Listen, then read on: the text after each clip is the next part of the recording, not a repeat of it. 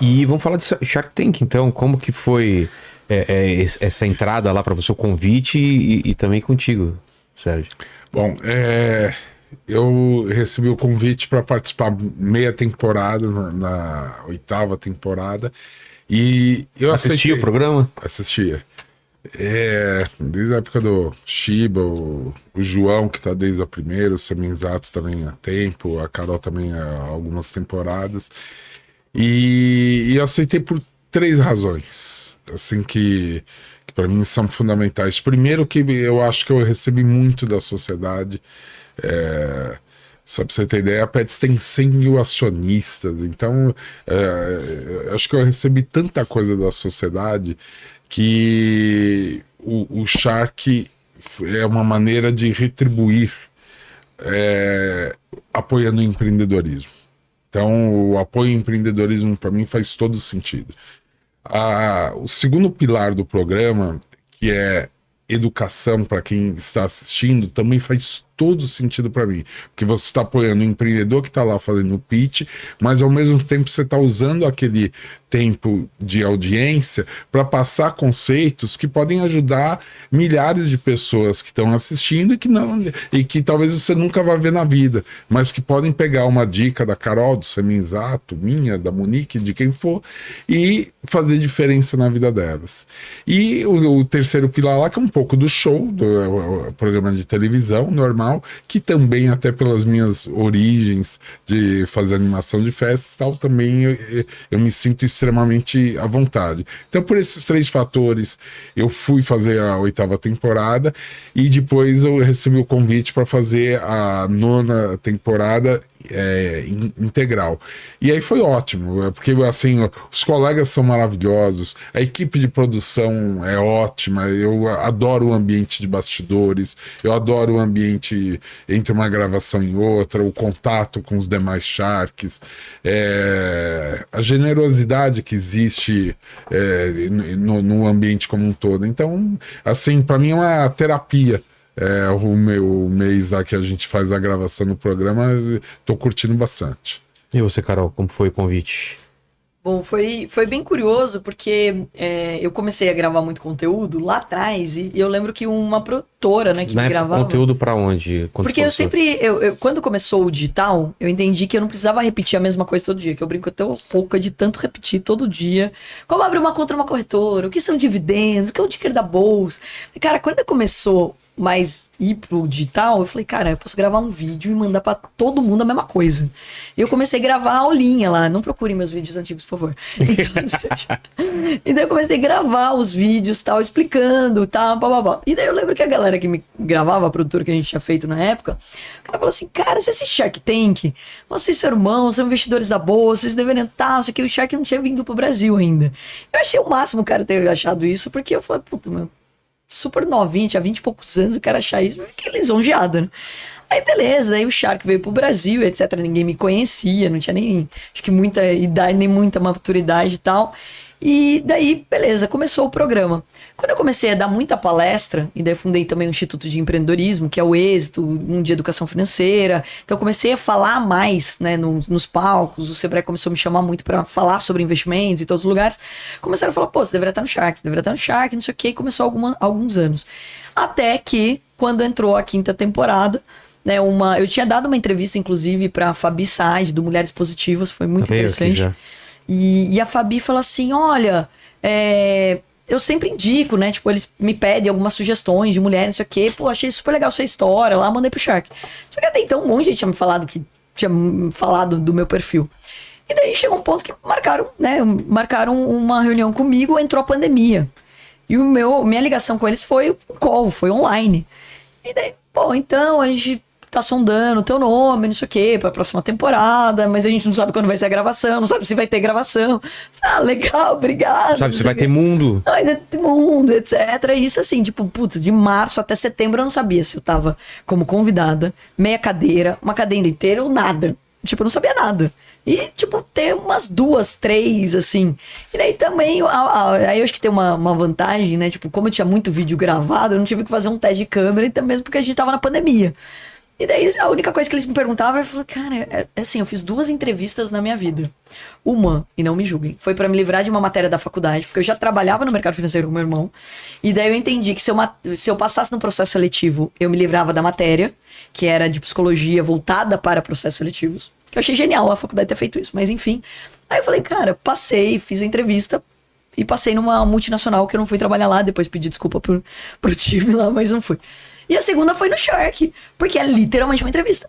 Você vai ser agressiva? Você vai brigar com os outros Sharks? Você vai investir de verdade? O que é seu perfil? O que você gosta? O que você não gosta? Você respondeu o quê quando me perguntaram se você vai ser agressiva? Que eu quero só saber se você cumpriu a promessa. Também o que gostaria. Você respondeu? Também gostaria. É muito importante sua resposta. Eu falei, olha só, veja bem. É. Se o negócio for bom, eu vou disputar por ele. Afinal, eu não tô aqui pra brincadeira, né? Você falou que ia ser agressivo. Não, então. não sou agressiva. Eu sou uma pessoa que gosta de bons negócios. E quando eu acho que eu vou perder, eu convido. Brincadeiras à parte. Eu acho que, assim, é natural, né? Assim, entender que o programa, além de ser um programa de investimento, obviamente que o público também quer ver algo que seja emocionante, que tenha uma reação. Pô, porque, assim, aquela pessoa que é igual uma aula. E daí eu entendi muito isso quando eu fiz meu mestrado de educação e tecnologia. Pessoas aprendem de jeitos diferentes. Você pega um professor que fala assim, tudo calminho, ele pode ser o melhor professor do mundo. Ele não conecta com o aluno. Então, ou seja, se é um programa de também educação, a gente tem que entender que até a nossa reação, o nosso perfil, ele conecta ou não. Então, acho que era muito disso. Eu falei, olha, eu sou essa pessoa. Então, e daí me perguntavam muito quando eu entrei, né? Daí finalmente veio ali a resposta, olha, você vai... Primeiro eles tinham falado, não, vai ser talvez uma meia cadeira. Falaram, não, você vai uma cadeira inteira. E não tinham me falado quem ia sair, inclusive. Aí eu já entro diretamente dentro do estúdio, no meio da pandemia, sem ter muito contato com os outros Sharks. Só conheci o Apolinário por causa do Instituto, inclusive. Já tinha conversado com ele algumas vezes, mas não tinha tanta amizade assim. E ele me deu várias, assim, dicas ali. Foi engraçado que a diretora, na época era a Eugênia, me falou assim, olha... não, a gente vai te dar um caderninho e tal. Eu falei, esse caderninho vem o resumo do pitch, né? Porque eu tava acostumada a investir em startup, que eu tinha o pitch deck, tinha um resuminho ali. Aí falou, não, é um caderninho em branco. Eu falei, o que eu faço com isso? Ela falou, você faz pergunta e anota. Eu falei, caraca, meu. Eu falei, putz, e daí o primeiro dia que eu fui gravar, tinha um acrílico entre os Sharks. Porque a gente tava no meio da pandemia. Ou seja, o Apolinário não me escutava. O Caíto, idem. Eu falei, cara, o que eu faço aqui, né? E daí eu lembro que no meu primeiro dia de gravação eu tentava perguntar e não conseguia. Porque eles já estavam mais tempo juntos. E daí, atropelado, assim. O segundo dia teve gravação Luísa Trajano. Luísa Trajano chega num ponto e fala assim, gente, é o seguinte, vocês não deixam a Carol falar. Ela me salvou, inclusive. Vocês não deixam a Carol falar. Aí eu preciso me botar aqui. Então, ou seja, foi hoje também... é o contrário, hoje ela não deixa ninguém falar. Hoje nós temos que pedir, Carol, para de falar um pouco, Carol. Não deixa a gente falar, é verdade. Eu levantei 2 vezes a mão na última temporada, entendeu? Eu tô injustiçada. Mas brincadeiras à parte, eu acho que todo mundo ali, é porque todo mundo tá interessado em saber do negócio, né? A gente não tá ali pra bater papo. A gente faz muita pergunta, e quanto mais pergunta a gente tá fazendo, é porque mais interessado a gente tá. Então, acho que eu fui pegando ali, entendendo um pouco da dinâmica. Foi pra mim algo, como falei, né, um grande desafio, porque eu também comecei a perguntar muito, escutava assim, X% dos negócios vão dar certo, etc. Eu falei, cara, mas na bolsa eu procuro 80%, 90%, por que as pessoas falam que a maioria não vai? E daí eu entendi o que eu precisava também ajudar esses empreendedores. Daí eu montei uma outra empresa para cuidar das minhas investidas.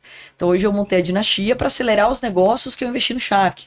Por quê? Porque eu vi que, assim, poxa, eu posso colaborar um pouco mais. E eu gosto muito, né, desse convívio com os empreendedores. Tenho um grupo no WhatsApp com todos eles. Falo com eles, faço imersão e etc. Putz, já fiz umas loucuras, inclusive. Já fiz festa na minha casa, coloquei todos lá. Nossa. Desse nível, assim. Porque eu me divirto muito. Porque pra mim foi algo que... Na bolsa eu já estava muito distante, assim, do convívio com o empreendedor no dia a dia. Então me trouxe, assim... Conecta, né? Me trouxe muito aprendizado. Eu aprendo pra caramba. Eu aprendi leitura corporal depois que eu entrei no Shark, porque a gente não sabe se a pessoa tá nervosa ou tá falando uma coisa que não é tão verdade assim. Aprendi também a outros setores e segmentos que não estavam no meu radar. Aprendi também quem eu não quero por perto, que às vezes o negócio é muito bom, mas essa pessoa vai dar trabalho depois porque é uma pessoa arrogante ou porque é uma pessoa que não tá nem aí. Na última temporada eu defendi o Sérgio, tomei até o público. Pô, a Carol tava ganhando. Cara, é o Sérgio, você viu, esse é um mau humor de pessoa maravilhoso, quanta história dessa. Qualquer pessoa tem que ter um sonho. Eu queria ter a oportunidade de ter sido sócia do Sérgio lá atrás. Hoje a gente, né, tipo, através do Shark. Mas é isso. Então, acho que é muito, tipo, da gente pegar e a gente acaba se defendendo muito também, né? Mas, não, peraí. Eu tô disputando por ser mesado com o Sérgio aqui, mas é igual família, entendeu? Eu posso brigar com eles, você não. Então acho que uma dinâmica do programa muito legal e que, putz, cada temporada é um novo desafio, é muito aprendizado, um mundo de história, a gente se emociona pra caramba e o programa só vem aumentando, né? Hoje eu até fico muito feliz de dizer que a gente tá tudo virando o rei e a rainha dos baixinhos aqui. Que é a garotada de 11, 12, 13 anos. É isso mesmo. É mesmo? Acompanha o Shark. Tem esse público, então? Muito forte. A conexão da juventude com o tema de empreendedorismo Tá muito forte. é muito forte. Não por acaso o Pablo Marçal teve tanta votação na periferia. Hoje as pessoas têm como aspiracional empreender e ter ser dono da sua própria carreira, da própria vida. Por que vocês acham que aconteceu isso?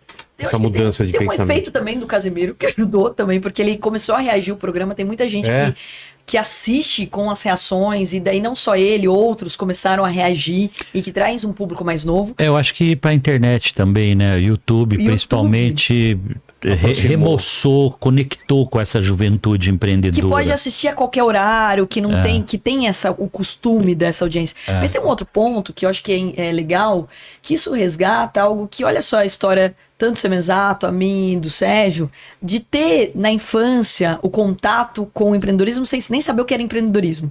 É brincar de trabalhar, mas trabalhar, né? Tipo, então, ou seja, ver efetivamente comprar e vender, comprar no atacado e vender no varejo, vendia esticadinho, né? Vendia geladinho.